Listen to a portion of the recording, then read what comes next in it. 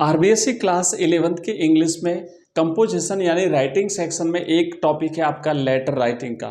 और letter writing का topic पूरा का पूरा 6 नंबर का है। और लेटर राइटिंग में अलग अलग प्रकार के आपके लेटर्स हैं, जैसे बिजनेस लेटर है, कंप्लेंट लेटर है, लेटर टू स्कूल अथॉरिटीज़ है। और इस प्रकार के जितने भी लेटर्स हैं उसमें एक इम्पोर्टेंट लेटर बनता है आपका बिजनेस लेटर। और बिजनेस लेटर में जैसे मान लीजिए आपने कोई आइटम मंगाई और वो आइटम खराब हो गई तो आपको कंप्लेंट कैसे करनी है, तो ये बहुत ही इंपॉर्टेंट है और फिलहाल के ट्रेंड के हिसाब से ये बहुत ही इंपॉर्टेंट बन जाता है। तो आज की क्लास में हम पूरे 6 नंबर का एक टॉपिक करेंगे, वो आपका रहेगा कंप्लेंट लेटर का। आइए शुरुआत करते हैं। मैं आपके इस फॉर्मेट में आपको एक सबसे पहले एक प्रश्न बताऊंगा, उस प्रश्न के अकॉर्डिंग हम उसका बेस्ट फॉर्मेट देखेंगे और साथ ही साथ इसकी जो फिक्स लाइंस है, क्योंकि अगर आपने फिक्स लाइंस याद कर ली तो बहुत कुछ आपको कम से कम चीज़ें चेंज करनी पड़ेगी, और कोई टॉपिक अगर चेंज हो गया तो वो वहाँ पे सिर्फ आपको चेंज करके बाकी सेम एज इट इज लिख देना है, तो पूरे में से पूरे नंबर मिलेंगे।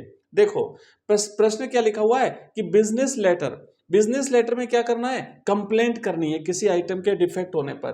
तो एक प्रश्न समझो, प्रश्न लिखा हुआ है कि you are Amit oblique Anita living at 14 MG road Alwar. ये मान लीजिए आपका एड्रेस है, ठीक है। आपको एग्जाम में कोई भी एड्रेस दिया हुआ होगा क्वेश्चन पेपर में।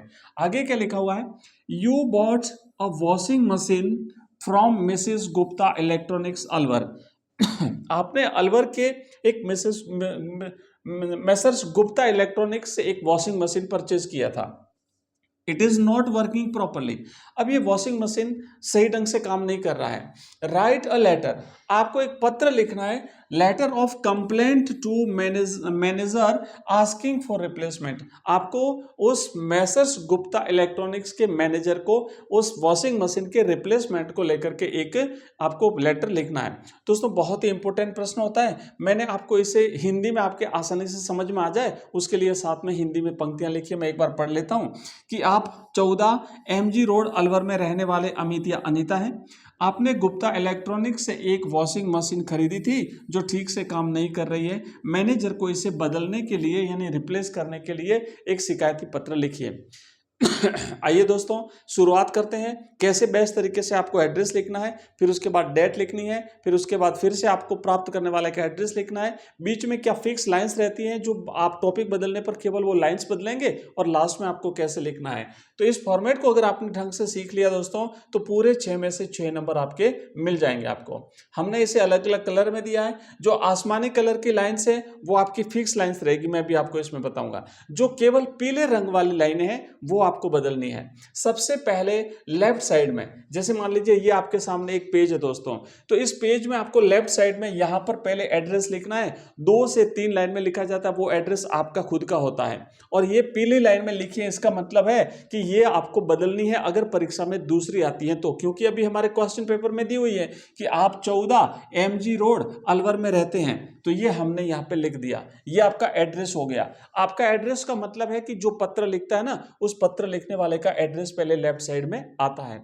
इसको लिखने के बाद में जस्ट उसके नीचे आपको तारीख लिखनी है दोस्तों। तारीख में रहेगा 15 मार्च 2016। फॉर एग्जांपल आपका तो एग्जाम 9 मार्च को है तो आप यहाँ पे लिखेंगे 9 मार्च 2026। उसके बाद में एक लाइन आपको खाली छोड़नी है। एक लाइन खाली छोड़ने के बाद में नीचे आपको उस फर्म का एड्रेस लिखना है जिस फर्म से आपने वॉशिंग मशीन परचेज किया था। अब वो वॉशिंग मशीन खराब होने की वजह से आपको क्या करना है, इस फर्म को आपको एक पत्र लिखना है। तो हमेशा जो हमने पिछला एक लेटर लिखा था, मैंने आपको बताया था स्कूल अथॉरिटीज को, उसमें भी सबसे पहले यहाँ पे हमने एड्रेस लिखा था, उसमें आपका एड्रेस नहीं दिया हुआ था, तो आपको सिर्फ एग्जामिनेशन हॉल लिखना है। फॉर एग्जांपल मान लीजिए यहाँ पर आपका एड्रेस दिया हुआ नहीं है, केवल आपका नाम दिया हुआ है, तो आपको यहाँ पे लिखना है एग्जामिनेशन हॉल। ध्यान देना, मैं यहाँ पे लिख देता हूँ, ये आपके काम आएगा, EXAMINATION, एग्जामिनेशन हॉल। ये हो गया आपका एड्रेस, ठीक है। इतना एड्रेस आपको लिख देना है, क्योंकि अभी दिया हुआ है हमारे पास इसलिए हमने यहाँ पे लिख दिया। ये लिखने के बाद तारीख, तारीख लिखने के बाद प्राप्त करने वाले का पता।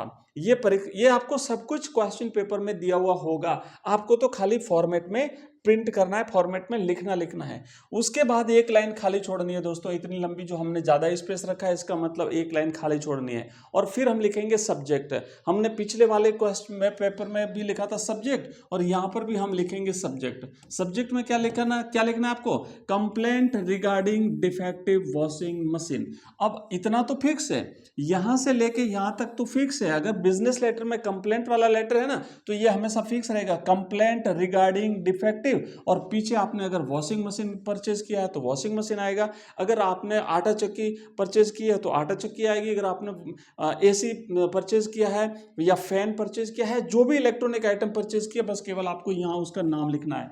आया समझ में? तो ये फिक्स है, जो फिक्स है ना वो फिक्स लाइंस आप याद करो दोस्तों। अब देखो उसके बाद क्या करना है, हमने साथ में हिंदी में भी लिखा है कि आपको विषय में क्या लिखना है। उसके बाद एक लाइन फिर से खाली छोड़नी है, लंबी एक लाइन खाली छोड़ोगे और उसके बाद यहां से शुरू करोगे। ये मैंने बताया था, इसको तो लिख दो, पत्र लिख दो। अब बॉडी उसकी जब हम लिखेंगे ना तो ये पूरा फिक्स रहता है। I want to bring your kind attention to the fact that I bought a. मैं आपका ध्यान इस चीज की तरफ दिलाना चाहता हूं कि मैंने आपकी दुकान से एक खरीदा था। मैंने हिंदी में भी साथ में लिखा ताकि आपको इजीली समझ में आए। मैं आपका ध्यान इस ओर दिलाना चाहता हूं कि मैंने आपकी दुकान से, तारीख लिखनी है, इतनी तारीख को एक ये चीज परचेज की थी, ठीक है ना, बिल नंबर के साथ। तो आप लिखोगे कि क्या परचेज किया था? Washing machine from your shop, आपकी दुकान से। कब परचेज की थी? 10 मार्च को परचेज की थी, और 15 मार्च को आप इसको पत्र लिख रहे हो सिर्फ 5 दिन में।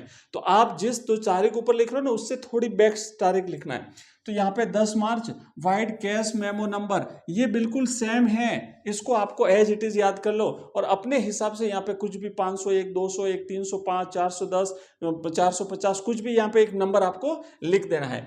तो ये 2 लाइनें आपने लिखी, इसमें जो आप कलर देख रहे हो ना, इस वालों को चेंज करना है, बाकी जो है वो नीली कलर की लाइनें फिक्स रहेगी। अगली लाइन लिखनी, सबसे बेस्ट और इजी से इजी फॉर्मेट दोस्तों मैं आपको बता रहा हूं। अगली लाइन क्या लिखनी है? It worked well for a few days, कुछ दिन तो इसने ढंग से काम किया, but now it is giving trouble, लेकिन अब ये परेशानी क्रिएट कर रहा है। It makes a loud noise and stop automatically, जोर जोर से आवाज करता है और अपने आप रुक जाता है। ये आपको लिख देना है, ठीक है। ये हिंदी वाली लाइन बीच में मत लिखना, ये तो मैंने आपके समझने के लिए लिखी ताकि आपको आसानी से समझ में आ जाए, बिल्कुल सिंपल तरीके से। और दोस्तों इसकी पीडीएफ में व्हाट्सएप ग्रुप में डाल देता हूँ, पिछली वाली मैंने व्हाट्सएप ग्रुप में डाल दी है। अगर आपको व्हाट्सएप ग्रुप ज्वाइन करना है तो अभी मैं नंबर दूंगा लास्ट में, आप वहां से व्हाट्सएप ग्रुप ज्वाइन कर लेना। हमारी सारी पीडीएफ आपको हमारे व्हाट्सएप ग्रुप में मिल जाती है। दोस्तों इतना लिखने के बाद में अब लास्ट में आपको क्या लिखना है? सिर्फ लास्ट में आपको ये लिखना है कि the item is still under the warranty period of 1 year. आपको कहना है कि अभी आपकी जो आइटम है ना वो वारंटी पीरियड में है, ये फिक्स लाइन्स है। आप आगे लिखोगे therefore I request you to kindly replace this defective piece at the earliest. जितना जल्दी हो सके उतना जल्दी आप कृपया इसे बदलें। ये इतनी लाइन लिखने के बाद में लास्ट में आपको लिखना थैंकिंग यू योर्स फेथफुली, और अपना नाम लिख देना अमित या फिर अनीता। ये आपने लिख देना है, जो भी नाम, आप एक नाम लिख दो चाहे दोनों लिखो कोई बात नहीं। तो इतना दोस्तों लिखना है। अब जल्दी से बता देता हूं कि आपने क्या क्या करना है। सबसे पहले तो आपको सेंडर्स एड्रेस लिखना है, यानी पत्र लिखने वाले का पता आएगा लेफ्ट साइड में। फॉर एग्जांपल मान लीजिए ये आपका एक पेज है, इतना पेज बस हमारा, यहाँ पे सेंडर्स एड्रेस हो गया। उसके बाद क्या हो गया? उसके बाद हमारा बीच में हो गया यहाँ पे डेट हो गया दोस्तों।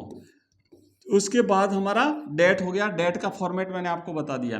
फिर क्या होगा? फिर रिसीवर्स एड्रेस हो गया, CEI रिसीवर्स एड्रेस हो गया। उसके बाद क्या होगा? उसके बाद फिर हमारा सब्जेक्ट हो गया, फिर हमारे लेटर की बॉडी आ गई है ना। बॉडी में हमने 2-3 लाइनें जो लिखनी थी वो लिखी, और लास्ट में आपका योर्स फेथफुली योर्स सिंसियरली लिख करके और अपना नाम लिख दोगे। भी दोस्तों ये लेटर होता है, सबसे इजी फॉर्मेट है, और ये लेटर आपको पूरे 6 नंबर दिलवाएगा। दोस्तों अगर आपको इसकी PDF चाहिए तो अब मैं अभी नंबर देता हूं, आप उस नंबर पे मुझे व्हाट्सअप कर देना, आपको हमारे PDF वहां पे प्राप्त हो जाएगी। हमारे सारे वीडियोस की PDF आपको वहीं पर मिलती है। पर एक निवेदन आपसे ये रहेगा कि अगर आपको ये क्लास पसंद आ रही है तो आप मुझे इस वीडियो के कमेंट बॉक्स में कमेंट करके बताना, और नेक्स्ट टॉपिक आप नेक्स्ट आप कौन सा वीडियो चाहते हो, किस विषय पर वीडियो चाहते हो, किस टॉपिक पर वीडियो चाहते हो, मुझे लिखना, क्योंकि आपका फीडबैक मेरे लिए वैल्यूएबल है। आपके फीडबैक के आधार पर मैं नेक्स्ट क्लास ला पाता हूँ। तो दोस्तों इस वीडियो को लाइक कर देना और वीडियो को हाइप कर देना। लाइक के जैसा का जैसा एक हाइप का ऑप्शन आता है, क्योंकि हम आपके लिए बहुत ज़्यादा कंटेंट लेकर के आते हैं और ये कंटेंट आपके जैसे बाकी बच्चों तक पहुंचे, उसके लिए वीडियो को हाइप करना बहुत ही जरूरी है। दोस्तों इसी प्रकार की क्लासेस के लिए आप ये नंबर जो मैं आपको दे रहा हूँ पीडीएफ के लिए, आप मुझे इस नंबर पे जो है वो मैसेज कर देना, आपको हमारे व्हाट्सएप का लिंक मिलेगा। नंबर है मेरा 9079622989। दोस्तों आपके 12वीं क्लास के लिए जब आप 12वीं में आ जाओगे तो बिल्कुल जीरो से आपको 100% आपको हम प्रिपरेशन कराएंगे। बोर्ड एग्जाम्स में स्टार्टिंग से लेकर के टॉप लेवल तक, टॉप हाईएस्ट मार्क्स कैसे प्राप्त करने हैं, हर प्रत्येक सब्जेक्ट का हम आपको गाइड करेंगे, बिल्कुल फ्री ऑफ कॉस्ट है। तो आप हमारे इस नंबर को सेव करके ग्रुप में ज्वाइन कर लीजिए, वीडियो को लाइक कर दीजिए, चैनल को सब्सक्राइब कर लीजिए। मिलते हैं अगली क्लास में, तब तक इसी तरीके से आगे पढ़ते रहिए और आगे बढ़ते रहिए। दोस्तों धन्यवाद।